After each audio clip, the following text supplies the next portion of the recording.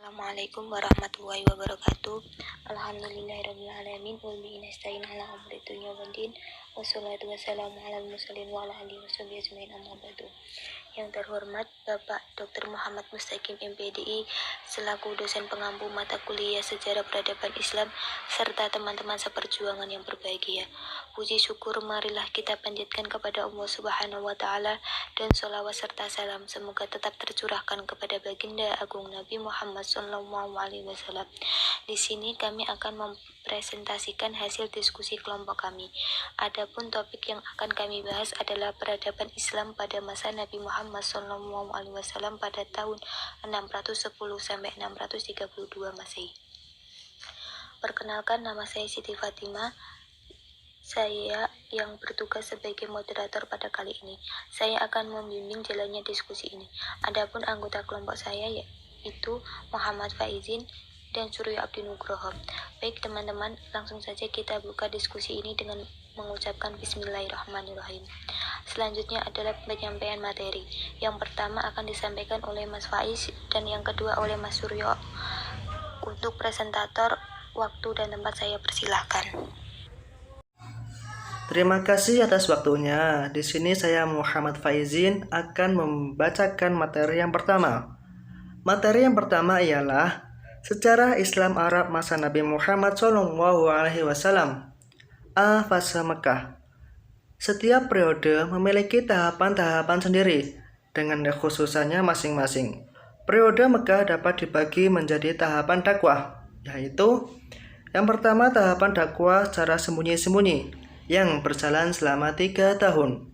Tahapan kedua ialah tahapan dakwah secara terang-terangan di tengah penduduk Mekah yang mulai sejak tahun keempat dari nubuah hingga akhir tahun ke-10.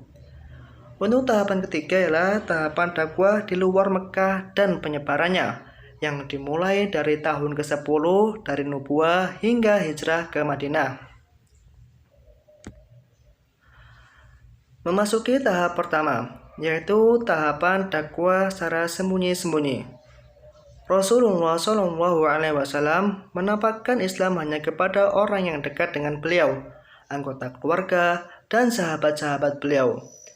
Dalam tarikh Islam, mereka disebut as-sabiqunal awalun, yaitu yang terdahulu dan yang pertama masuk Islam. Mereka adalah antara lain 1. Ummul Mukminin Khadijah binti Khuwailid, 2. Zaid bin Harisah, 3. Ali bin Abu Thalib, 4. Abu Bakar As-Siddiq. Memasuki tahap kedua ialah tahapan dakwah secara terang-terangan. Sekitar tahun 613 Masehi, 3 tahun setelah Islam disebarkan secara sembunyi-sembunyi, Nabi Muhammad mendapat perintah dari Allah untuk memulai melakukan penyebaran Islam secara terbuka kepada masyarakat Mekah. Respon yang beliau terima sangatlah keras dan masif. Ini disebabkan karena ajaran Islam bertentangan dengan apa yang sudah menjadi budaya dan pola pikir masyarakat Mekah, yang pada saat itu bangsa Mekah adalah bangsa jahiliyah. Memasuki tahap ketiga ialah tahapan dakwah di luar Mekah. Pada bulan Rajab tahun kelima dari nubuah, sekelompok sahabat diperintahkan untuk hijrah yang pertama kali ke Habsyi yang dipimpin oleh Utsman bin Affan. Karena siksaan dan penindasan yang ditimpakan orang-orang Quraisy semakin menjadi-jadi, Nabi SAW memerintahkan mereka untuk hijrah kedua kalinya. Pada waktu itu, Nabi Muhammad SAW tetap berada di Mekah dan terus mendakwahkan agama Allah kepada penduduk Mekah, hingga sampailah Islam ke penjuru Jazirah Arab dan masuk ke Madinah. Islam di Madinah disambut baik oleh penduduk Madinah. Materi selanjutnya ialah materi Islam masuk ke Madinah yang akan disampaikan oleh Mas Suryo Abdi Nugroho. Masuk ke kota Madinah. Setelah Islam berhasil dan diterima penduduk Madinah, Islam memulai memanjangkan tonggak negara di tengah padang pasir yang bergelombang kekufuran dan kebutuhan. Ini merupakan panggilan paling besar yang diperoleh Islam semenjak dakwah dimulai. pelajaran utama dari perjalanan hijrah Rasulullah SAW dan para sahabatnya, yaitu adanya proses peletakan cikal bakal sebuah entitas peradaban. Hal ini dapat kita lihat sebagai asas 3 langkah strategis pondasi utama yang kemudian menjadi asas dalam pembuatan prototipe masyarakat Islam.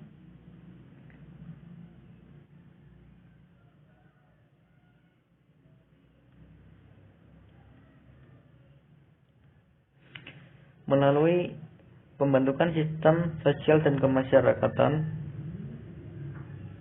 peradaban atau kebudayaan pada masa Rasulullah, yang paling dahsyat adalah perubahan sosial, satu perubahan mendasar dari masa keperobokan moral menuju moralitas yang beradab. Dalam tulisan Ahmad Al-Husairi diuraikan bahwa peradaban pada masa Nabi dilandasi dengan asas-asas yang diciptakan sendiri oleh Nabi Muhammad di bawah bimbingan wahyu. Yang pertama yaitu pembangunan Masjid Nabawi. Dikisahkan bahwa unta tunggangan Rasulullah berhenti di suatu tempat, maka Rasulullah memerintahkan agar di tempat itu dibangun sebuah masjid. Rasulullah ikut serta dalam pembangunan masjid tersebut. Beliau mengangkat dan memindahkan batu-batu masjid itu dengan tangannya sendiri. Saat itu kiblat dihadapkan ke Baitul Maqdis, yang masjid terbuat dari batang kurma, sedangkan atapnya dibuat dari pelepah daun kurma. Kaum muslimin melakukan berbagai aktivitasnya di dalam masjid ini, baik beribadah, belajar, memutuskan perkara mereka, berjual beli maupun merayakan perayaan-perayaan. Tempat ini yang menjadi faktor untuk mempersatukan mereka. Kedua, membangun persaudaraan ukhuwah antara kaum muhajirin dan ansor, sehingga terjadilah takaful ijtimai atau jaminan sosial, solidaritas dan sepenanggungan. Dalam negara Islam yang baru dibangun ini, Nabi meletakkan dasar-dasarnya untuk menata kehidupan sosial dan politik.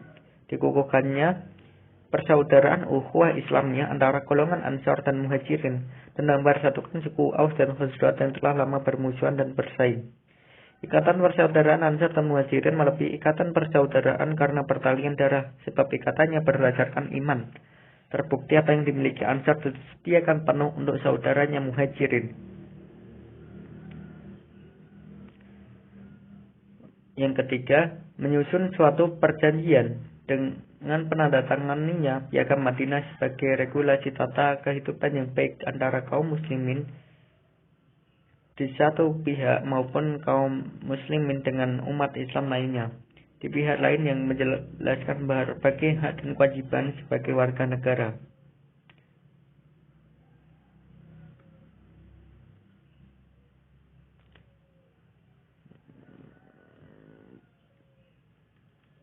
Islam adalah agama dan sudah sepantasnya jika dalam negara diletakkan dasar-dasar Islam, maka turunlah ayat-ayat Quran pada periode ini untuk membangun legalitas dari sisi tersebut sebagaimana dijelaskan oleh Rasulullah dengan perkataan dan tindakannya, yang dimana di kota Madinah ini ada 3 golongan manusia, yaitu kaum muslimin, orang-orang Arab, serta kaum non-muslim dan orang-orang Yahudi. Rasulullah melakukan kesepakatan dengan mereka untuk terjaminnya sebuah keamanan dan kedamaian, juga untuk melahirkan sebuah suasana saling membantu dan toleransi di antara golongan tersebut. Di bidang politik sendiri, selanjutnya Nabi Muhammad SAW merumuskan piagam yang berlaku bagi seluruh penduduk Yatsrib, baik orang muslimin maupun non-muslim. Dengan ini adanya piagam ini disebut sebagai Undang-Undang Dasar Negara Islam atau Daulah Islamiyah yang pertama, yang isinya 1. Setiap ulama mempunyai pribadi keagamaan dan politik. 2. Kebebasan beragama terjamin buat semua warga negara. 3. Adalah kewajiban penduduk Madinah, baik kaum muslimin maupun bangsa Yahudi, untuk saling membantu baik secara moral atau material. Semuanya dengan bahu-membahu harus menangkis setiap serangan terhadap kota Madinah. Bidang militer, peperangan yang terjadi pada masa Rasulullah membawa akibat perkembangan Islam dan kebudayaan Islam. Peperangan pada masa Rasul terdiri dari 1. Ghazwah, yaitu peperangan yang dipimpin langsung oleh Rasul, terjadi sebanyak 27 kali. Syariah yaitu peperangan yang dipimpin oleh para sahabat untuk memimpinnya. Peperangan itu terjadi 38 kali. Adapun nilai dan arti dalam peperangan ini, yang pertama Ghazwatul Furqan, yaitu peperangan yang menentukan mana yang hak dan mana yang batil, seperti perang Badar. Adapun Al-Hujum, yaitu peperangan untuk membela diri seperti perang Khandaq, untuk pertemuan seperti perjanjian Hudaibiyah. 4. Kewaspadaan seperti perang Mu'tah. 5. Taktik menakut-nakuti seperti Fathu Mekah.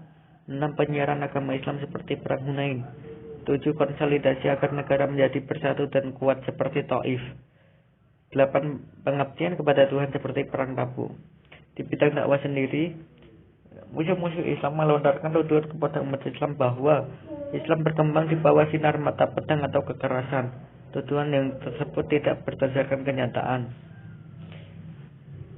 Pada dasarnya, ajaran Islam simpel, mudah, tidak memberatkan, tidak banyak tuntutan dan aturan. Prinsip-prinsip dari masyarakat Islam bersandingkan ukhuwah Islamnya.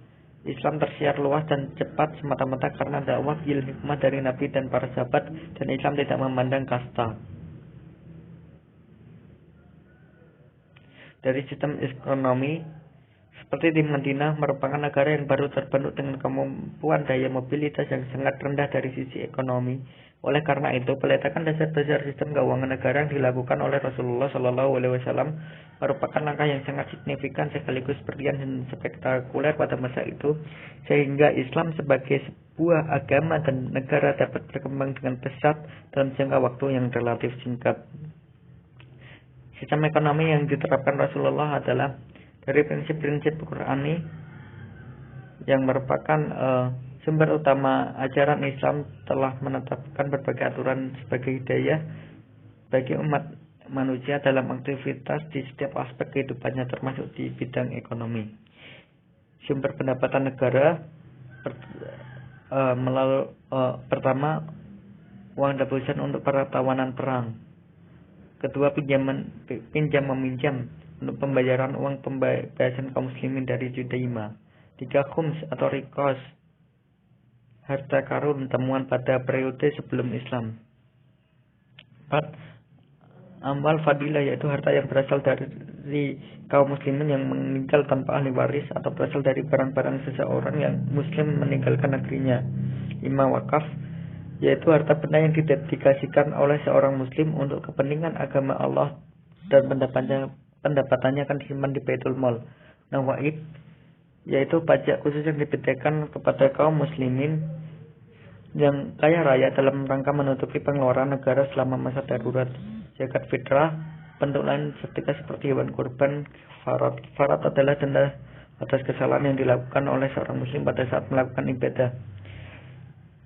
9. Yusr, 10 jizyah, yaitu pajak yang dibebankan oleh kaum non-muslim. 11. Khorat, yaitu pajak tanah yang dipungut dari kaum non-muslim ketika wilayah Khaybar ditaklukkan. 12. Ghanimah, yaitu harta rampasan perang. Kesimpulannya, Nabi Muhammad dalam melakukan dakwahnya dibagi menjadi 2 periode, yaitu periode Mekah dan Madinah. Ciri periode dari Mekah adalah pembinaan dan pendidikan tauhid. Pada fase Mekah ini lebih ditekankan hanya pada bidang dakwah, karena ini pada masa-masa awal kelahiran agama Islam. Dakwah yang dilakukan Nabi dalam fase ini terbagi menjadi 2, yaitu secara sembunyi dan terang-terangan.